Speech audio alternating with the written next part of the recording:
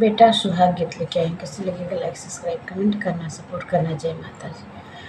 अरे मैं तो से पूछे दुल्हे सुगर बर, दुल्हे सुगर बर, कहे गुने रहला कुमार रे लाला नवायर, कहे गुने रहला कुमार रे लाला नवा।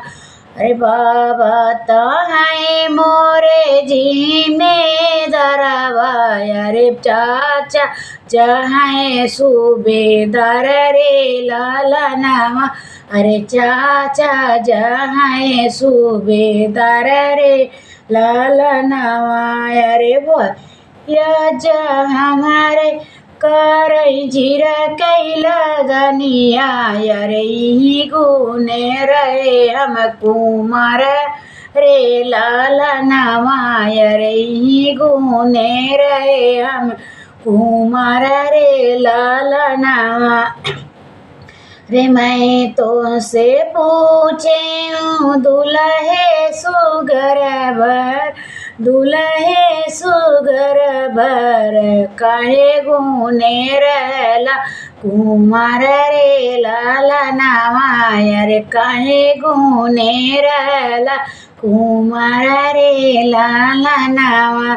रे बाबा मोरा गोड़ा रे हो अपन जिम्मेदारिया, अरे अपन जिम्मेदारिया, अरे चाचा साहेब सूबेदार रे लाला नवा, अरे चाचा साहेब सूबेदार रे लाला नवा। अरे बड़का भैया छोड़े मोरे जीरा के लदनिया, अरे जीरा कैला दनिया, अरे अब रची है हमारा बिया रे लाला नवा, अरे अब रची है हमारा बिया रे लाला नवा। रे मैं तो से पूछे दुल्हे सुगर बर, दुल्हे सुगर बर, काहे गुने रहला कुमार रे लाला नवा, अरे काहे गुने रहला कुमार रे लाला नवा। अरे माई मोरी कहे मोरी घर कई मलकिनिया, अरे घर कई मलकिनिया, अरे चाची जमोर ठकुराई रे लाला नवा, अरे चाची जमोर ठकुराई रे लाला नवा।